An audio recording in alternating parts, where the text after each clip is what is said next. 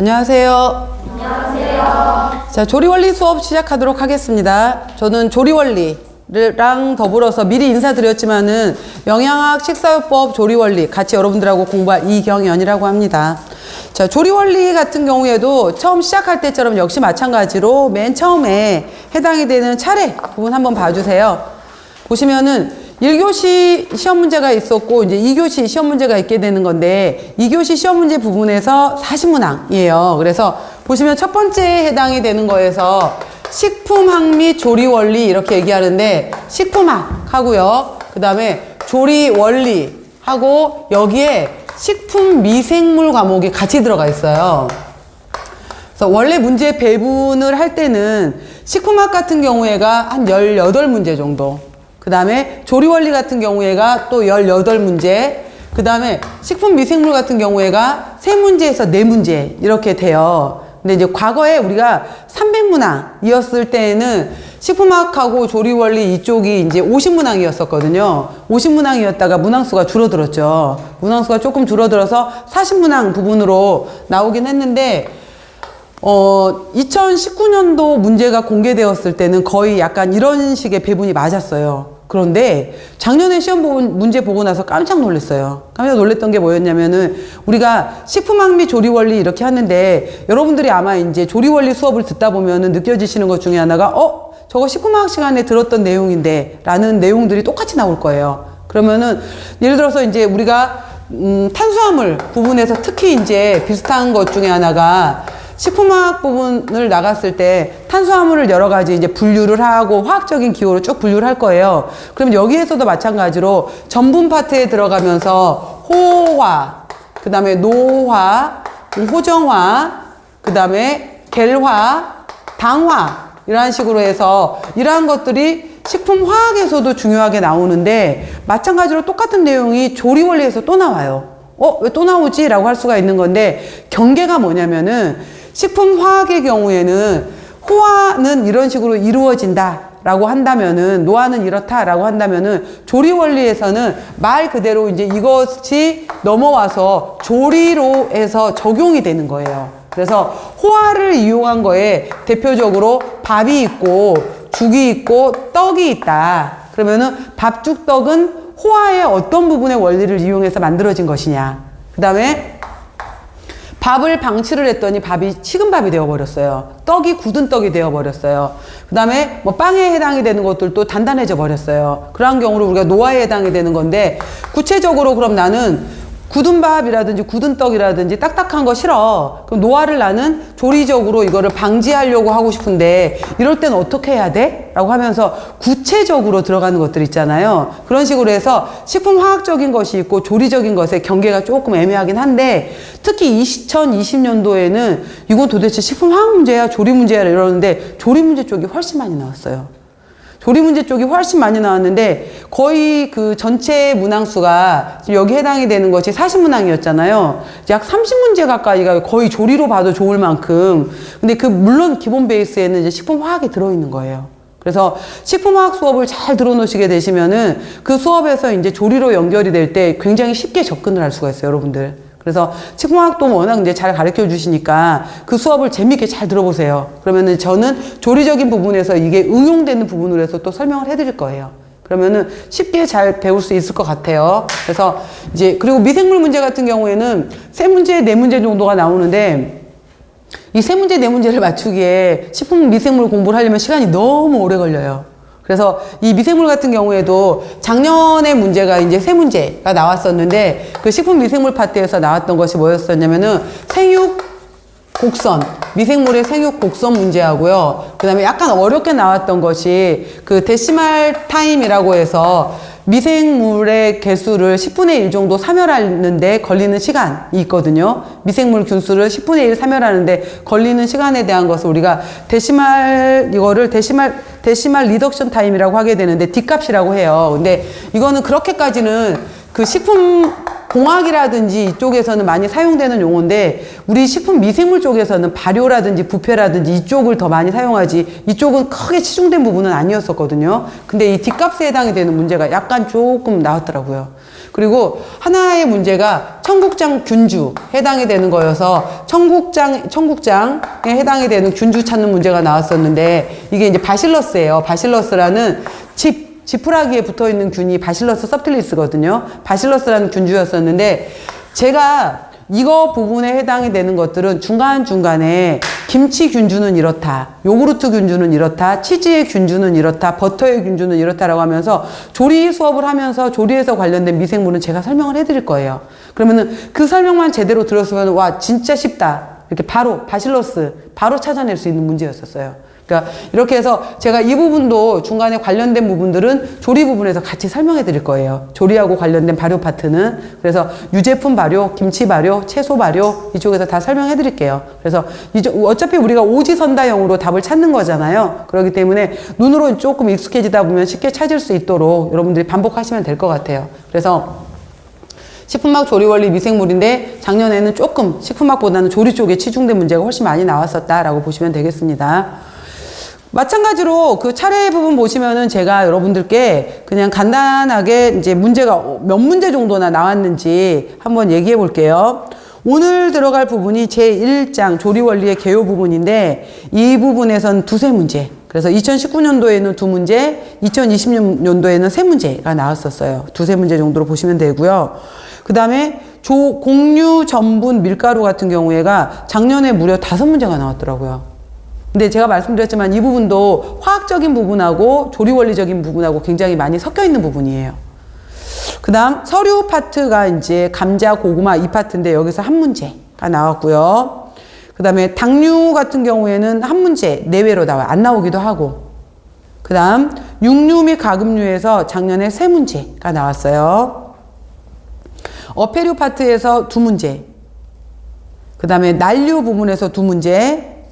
우유 및 유제품에서 2문제, 그 다음에 두류 파트에서 1문제, 유지류 파트에서 작년에 5문제나 나왔는데 역시 마찬가지로 여기도 식품화학하고 조리원리 경계가 굉장히 애매해요. 그래서 유지류 같은 경우에는 여러분들이 식품화학에서 배우실 때 특히 이제 3패 문제로 물어보거든요. 3패. 그래서 이 3패, 산화, 되는 것을 물어보게 되는데 이게 이제 자동산화라는 것도 있고 뭐 자동산화라는 내용도 나오게 되고 여기에서 가열산화라는 내용들도 쭉 나오게 돼요. 근데 이거를 이러한 여러 가지 말 그대로 뭐 단순하게 이제 구조적인 문제로 해서 산화, 산패 이렇게 물어버리게 되면 이건 식품화학 문제예요. 근데 시험 문제를 이렇게 물어보는 것이 아니라 기름을 이용해서 튀김을 했었을 때 이런 식으로 적용을 시키는 거예요. 튀김을 했었을 때, 뭐 튀김한 기름을 방치했을 때 이런 식으로 해서 조리에 이용되는 걸로 물어보는 거예요. 그래서 근데 단순하게 튀김 문제로 접근을 하시면 안 되는 거고 여기에 깔려 있는 것이 유지의 3패라는 걸 알고 계셔야지 풀 수 있는 문제예요. 그래서 그런 식으로 해서 연결되어 있는 문제들이었기 때문에 이 파트에서 무려 5문제가 있었고요. 채소 및 과일류 부분에서 4문제. 그 다음에 해조류 및 버섯류 문제에서 1문제. 젤라틴 한첩 문제에서도 1문제, 뭐 조미료 및 향신료는 여러 부분에 다 섞여서 나와요. 같이 이제 기본 내용으로 해서. 그래서 이렇게 해서 작년에도 대략 굉장히 많이 나왔죠. 그래서 작년에는 이쪽 조리원리하고 식품학 쪽은 그렇게 어렵지는 않았었어요. 근데 항상 주장하는 거지만은, 말씀드리는 거지만은 공부를 했었을 때 쉽다라는 걸 아는 거지, 공부를 하지 않은 입장에서는 아무리 쉬운 문제가 나와도 모르는 건 어려운 거잖아요. 그러니까 마찬가지로 식품학 및 조리원리도 여러분들이랑 저랑 같이 공부하면서 조리원리 잘 같이 여러분들한테 제가 도움될 수 있도록 강의하도록 하겠습니다. 자, 다음 부분 보시면은 1장에 조리원리의 개요 이렇게 나와 있잖아요. 개요 부분 나와 있게 되는 건데 오늘 이 시간 같은 경우에는 그냥 두루두루 그냥 모든 부분에 해당이 되는 조리의 가장 기본에 해당이 되는 문제다 이렇게 그냥 생각하시면서 들으시면 될 것 같아요. 같이. 자, 식품과 조리라고 했는데 기호성과 영양소를 함유하고 있다라고 했는데 이제 여기 부분은 보통 어떤 식으로 얘기를 하냐면은 우리가 식품과 조리 원리라고 했잖아요. 그러면 식품하고 음식하고는 어떻게 달라? 라고 하게 되면은 뭐 이건 그냥 설명만 들으세요. 식품의 경우에는 약간 식품을 이용해서 음식이 되는 과정에 모든 과정에서 이 과정에 해당이 되는 것을 우리가 조리라고 볼 수가 있는 거예요. 그러면은 식품은 약간의 식재료, 우리가 이제 재료학 수업도 있잖아요. 학부 수업 중에 식재료의 의미가 있는 거고, 음식은 뭐 요리라든지 이제 바로 즉시 먹을 수 있는 것들에 해당이 되는 건데, 이 조리라는 개념에 있어서도 생각해 보면은 나는 고구마, 생고구마에 해당이 되는 것을, 고구마를 그냥 흙 털어내고 물로 씻어서, 그죠? 껍질에 해당이 되는 것도 씻지도 않고 나는 흙만 털어낸 다음에 고구마를 그냥 아작아작 씹어 먹을 거야. 그럼 씹어 먹는 고구마 같은 경우였고, 여기서 조리라는 것은 그냥 단순하게 씻는 과정만 들어갔잖아요. 그 다음에 나는 이걸 군 고구마로 먹을 거야. 튀긴 고구마로 먹을 거야. 찐 고구마로 먹을 거야. 여러 가지 방법이 있잖아요. 그래서 조리라는 데는 크게 비가열 조리라는 방법도 있고, 그 다음에 가열 조리라는 방법도 있어요. 그래서 단순하게 우리가 오이 생각해보면 오이 껍질도 까지 않고 씻잖아요. 그냥 심지어 씻지도 않고 그냥 먹겠다. 이러기 때문에 식품에서 음식이 되는 과정에는 비가열도 있고 가열도 있고, 그 다음에 여기에 이제 또 물이라는 과정이 첨가가 되기도 하고, 물이 아니라 기름을 이용해서 조리하기도 하고, 물 기름도 없이 단순하게 그냥 뭐 구이식으로 해서 불만 들어가서 하기도 하고, 다양한 방법에 해당이 되는 것을 우리가 조리라고 할 수 있어요. 근데 그러면은 식품이라는 건 도대체 뭐냐라고 했었을 때, 식품에 1차적인 것이 있고, 그 다음에 1차 기능, 그 다음에 2차 기능, 3차 기능이 있게 되는 건데, 시장이 반찬이다 라고 말할 만큼 우리는 밖으로부터 영양소가 들어와야 되잖아요. 혼자 독립 영양 못 하잖아. 광합성을 할 거야, 사람이. 그죠? 광합성도 못 하고 외부에서 음식을 먹어줘야 된단 말이에요. 그렇기 때문에 1차는 식품을 통해서 우리가 영양적 기능을 할 수가 있어야 돼요. 그래서 근데 이제 막 배가 고파서 막 먹었는데, 야, 기왕이면 나는 먹더라도 맛있는 거, 냄새 좋은 거, 구워 먹는 거, 튀겨 먹는 거, 내가 좋아하는 메뉴로 갈 거야 라고 하게 되면서 2차적인 기능의 경우에는 이제 기호성, 기왕이면 좀 더 좋은 거, 맛있는 거 찾아 먹고 싶단 말이에요. 나는 그냥 배부르는 게 목적이 아니야. 맛있는 거 먹고 싶어. 이렇게 가는 것이 이제 식품의 2차적 기능이에요. 근데 요즘은 1차적, 2차적인 것도 아니고, 다들 이제, 여러분들 그거 아시잖아. TV 그 홈쇼핑, 뭐 채널, 이렇게 넘기다 보면은, 사이에, 이제 뭐 예를 들어 비만 같은 경우에 막 이 사람이 이제 최근에 운동을 해갖고 여러 가지 체중 조절에 성공을 했대. 근데 알고 봤더니 이 사람의 식단을 살펴보니까 어떤 가루를 뿌리고 있어. 뭘 드시는 거예요? 물어봤더니 뭐 시서스 가루를 뿌리고 있대. 뭘 드시는 거예요? 유산균을 부어 먹고 있대. 뭘 드시는 거예요? 새싹 채소를 먹고 있대. 바로 옆 채널 딱 누르면 거기서 지금 방송되고 있는 거예요, 현재. 아시죠? 그렇게 해요, 실제로, 일부러. 그래서 이제 영양제 먹고 있는 거하고 그하고 같이 이제 케이블 TV하고 같이 연결시켜서 그걸 같이 하는 거예요. 여기서 이제 본방에 해당이 되는 공식 채널에서는 막 그거에 대해서 얘기를 해주고, 바로 그 옆 채널에서는 바로 이제 그 제품을 팔고 있는 거고, 실제 그렇게 하거든요. 그래서 그거에 관련된 내용들이 전부 다 이제 기능성으로 넘어오는 거예요, 요즘은. 그래서 이 기능성에 해당이 되는 것들로 해서 이제 생리 조절 기능으로 들어가면서 여기에 해당이 되는 것들이 뭐 노화를 억제한다. 그 다음에 항암 작용을 한다. 그 다음에 뭐 항비만 효과가 있다. 등등등등등등등등 여러 가지 작용을 하게 되면서 이제 들어가는 것들이 기능성이잖아요. 요즘은 기능성 식품들까지. 그래서 우리가 기능성 식품이라고 얘기를 하게 되면은, 예를 들어서 뭐 오메가3를 기능성 식품으로 해서 알약으로 먹고 있다. 그러니까 알약, 캡슐이라는 알약의 형태로 먹고 있지만은 얘는 약으로 안 들어가요. 기능성 식품으로 들어가는 거지. 그러니까 형태는 알약처럼 이렇게 된 형태지만은 분류는 기능성 식품으로 들어간단 말이에요. 이런 식으로 해서 1차적인, 2차적인, 3차적인 기능이 있다라고 볼 수가 있어요, 식품의 경우에는. 그리고 식품에서 우리가 음식으로 먹는 과정에 해당이 되는 것들은 다 조리라는 것으로 볼 수 있다. 넓은 범위로 조리라고 본다는 거예요. 봐보세요, 한번. 보시면은 식품은 기호성과 영양성을 함유하고 있으면서 화학적인 물질로 구성이 되어 있다. 그래서 우리가 탄수화물 배울 때, 지질 배울 때, 단백질 배울 때 탄소, 수소, 산소, 질소 이런 걸로 포함되어 있어요 라고 얘기를 하잖아요. 그게 베이스가 되는 것이 바로 식품 화학이었던 거예요. 그래서 우리가 아니 식용과 들어와서 보통 이제 들어왔었을 때 뭐 조리해서 음식 먹는 데 아니었어요 이러는데, 오자마자 웬걸 화학 공부만 냅다 많이 시키잖아요. 유기화학, 물리화학, 생화학, 뭐 여러 가지 화학 공부들. 그게 식품이라는 거 베이스가 바로 화학으로 구성되어 있기 때문에 공부를 할 수밖에 없는 거예요. 그죠? 그래서 화학적인 물질로 구성되어 있고, 유해 물질이 들어있지 않은 천연물 또는 가공품으로 인간이 섭취할 수 있는 것이다. 한 가지 이상의 영양소를 함유하고 있고 유해 물질이 포함되지 않아야 된다라는 내용도 있고요. 참고로 요즘에 우리가 그 이제 채소 같은 경우에도 그 다양한 색깔 채소들을 많이 먹어라 라고 하게 되면서 빨주노초 파남보 이렇게 얘기하면서 뭐 빨간색에 해당이 되는 채소도 골고루 먹고 노란색도 먹고 초록색도 먹고 흰색도 먹고 검정색도 먹고 이렇게 하면서 여러 가지 색깔 채소들 많이 얘기하잖아요. 컬러푸드라고 말하는 것들. 그래서 예를 들어서 뭐 빨간색의 가장 대표적인 거 그러면 피망부터 시작해서 파프리카 이런 빨간색 채소들도 있고 과일들도 있고 그죠? 그 다음에 노란색에 해당이 되는 것도 노랑 파프리카부터 시작해서 여러 가지 노랑, 그 다음에 초록초록에 해당이 되는 것들 뭐 브로콜리라든지 아스파라거스라든지 여러 가지 것들 초록이고요.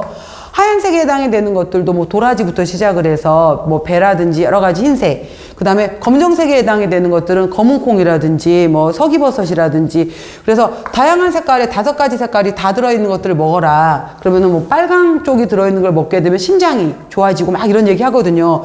특히 흰색에 해당이 되는 도라지에 배에 생강에 이런 거 많이 먹으면 감기, 폐에 좋고 그래서 우리가 약식 동원이라는 용어를 쓰기도 해요. 약식 동원이라는 것을 쓰기도 하는데 뭐 신토부리, 약식동원 여러 가지 말을 쓰는데 약과 식사는 식품은 결국은 같은 뿌리로부터 왔다라고 해서 좋은 음식이 결국 약이 되는 것들 있잖아요. 약식동원 얘기도 하게 되는데 이러한 것들 속에 자체적으로 탄수화물, 단백질, 지방, 비타민, 무기질을 떠나서 바로 생리활성 물질에 해당이 되는 것들을 갖고 있는 것을 우리가 피토케미칼이라고 해요. 그래서 피토라는 뜻은 바로 식물성의 이런 뜻이고요. 케미칼은 화학이란 뜻이에요. 그래서 뭐 예를 들어서 양파 같은 경우에 퀘르세틴, 양파 껍질에 있는 성분을 먹어주게 되면은 그 퀘르세틴이라는 성분이 고혈압에 좋아, 혈관을 튼튼하게 해, 이런 성분들 있잖아요. 뭐 블루베리에 해당이 되는 성분들이 눈을 건강하게 해줘, 이런 여러 가지 생리활성 물질들.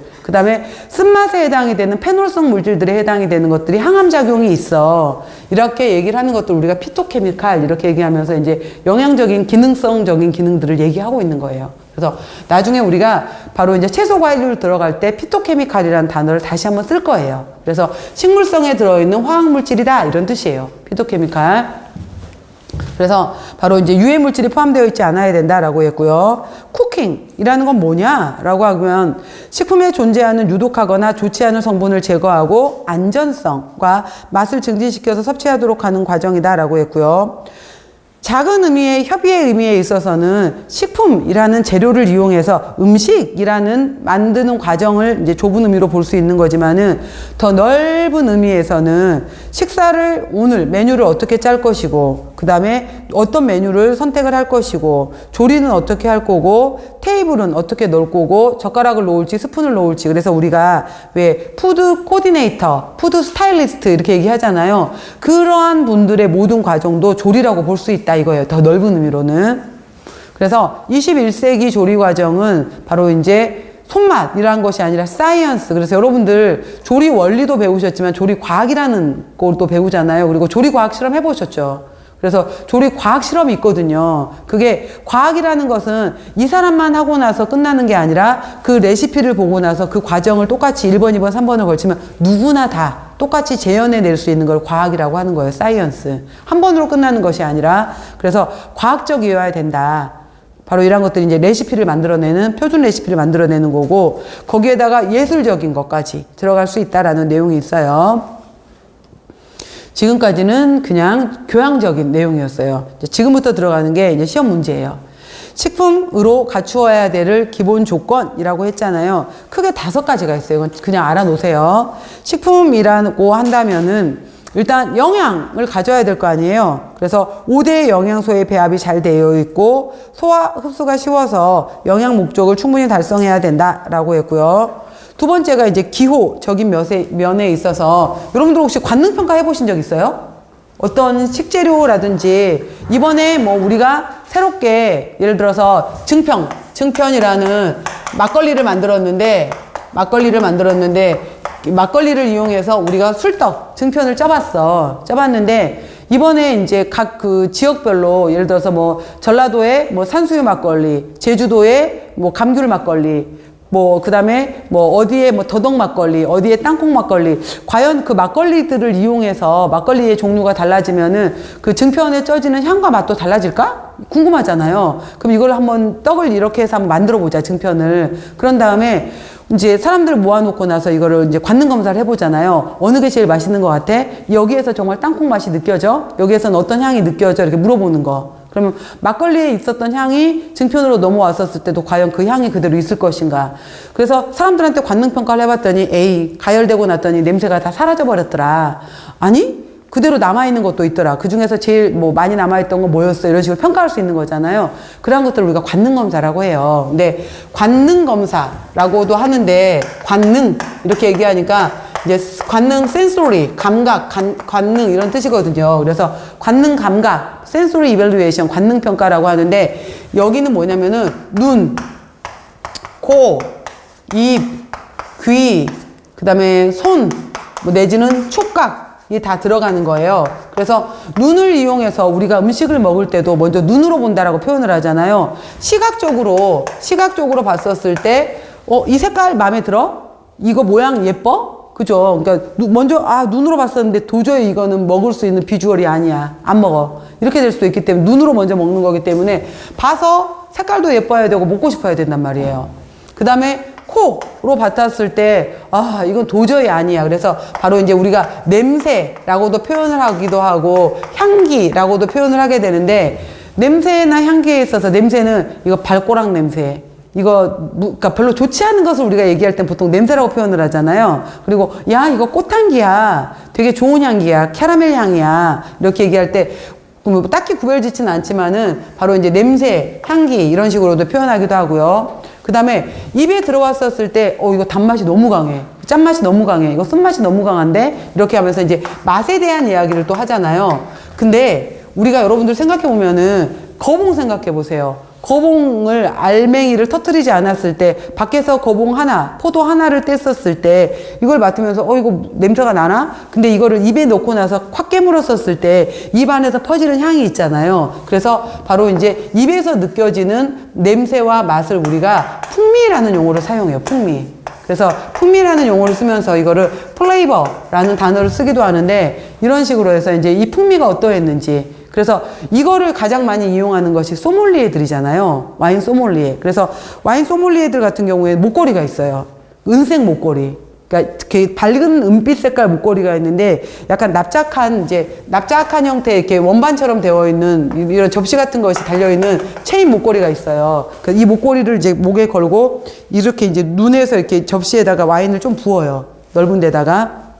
그래서 여기 은빛 접시 같은 데서 와인 색깔을 눈으로 먼저 봐요. 첫 번째, 이 색깔이 얼마나 예쁜지 색깔을 보고, 그 다음에 여기를 부어서 이제 입에 넣어요. 입에 넣은 다음에 바로 삼키는 것이 아니라 공기를 빨아들이면서 입 안에서 굴려요. 입 안에서 이제 와인을 굴리면 바로 삼키는 게 아니라 입으로 빨아들이면서 입 안에서 30초 이상 굴려요. 그러면 입 안의 코 점막을 통해서 와인이 갖고 있는 향이 확 퍼져요. 그때 그 향을 코끝으로 해서 이렇게 느끼는 거예요. 그래서 냄새 잘 맡는 사람들이 사실 요리 잘하는 사람들이에요. 그래서 입이 발달되어 있는 사람들이 요리를 잘하는 것이 아니라 코가 발달되어 있는 사람들이 요리를 잘하는 거예요. 그래서 이제 사실 입도 느끼는 거지만 코의 후각으로 느끼는 거거든요. 이 향이 무슨 향인지. 그래서 그 와인 소믈리에 하시는 분들이 뭐 3-4가지 와인이 섞여 있는 걸 다 찾아낸단 말이에요. 그게 머릿속에 그 향미 프로파일이 다 꽂혀 있는 거예요. 이건 꽃향이고, 이거는 뭐 풀향이고, 이거는 무슨 향이고, 그런 거 보니까 뭐 까베르네 쇼비뇽이 몇 % 섞였고, 메를레종이 몇 % 섞였고, 이런 것들이 쫙 정리가 되는 거예요. 전부 다. 냄새도 훈련이에요, 근데 중요한 거는. 그래서 이제 그런 것들을 통해서 보는 것을 우리가 풍미를 체크한다라고 얘기를 해요. 그 다음에 귀 같은 경우에도 예를 들어서 우리가 스낵류 같은 경우에 아삭아삭, 바삭바삭, 그 다음에 뭐 쩝쩝쩝쩝, 그 소리를 듣기 전까지 나도 안 먹고 싶었어. 근데 막상 다른 사람이 막 맛있게 먹는 소리를 들으니까 나도 왠지 먹어보고 싶어. 그래서 바로 소리라는 것을 통해서도 우리가 바삭바삭, 쩝쩝쩝, 그 다음에 찐득찐득 뭐 이런 소리들 있잖아요. 소리를 통해서도 우리가 맛을 자극받을 수가 있어요. 그 다음에 손을 통해서도 촉각도 있고, 또 입에서 느껴지는 촉각도 있잖아요. 이거 질깃질깃해.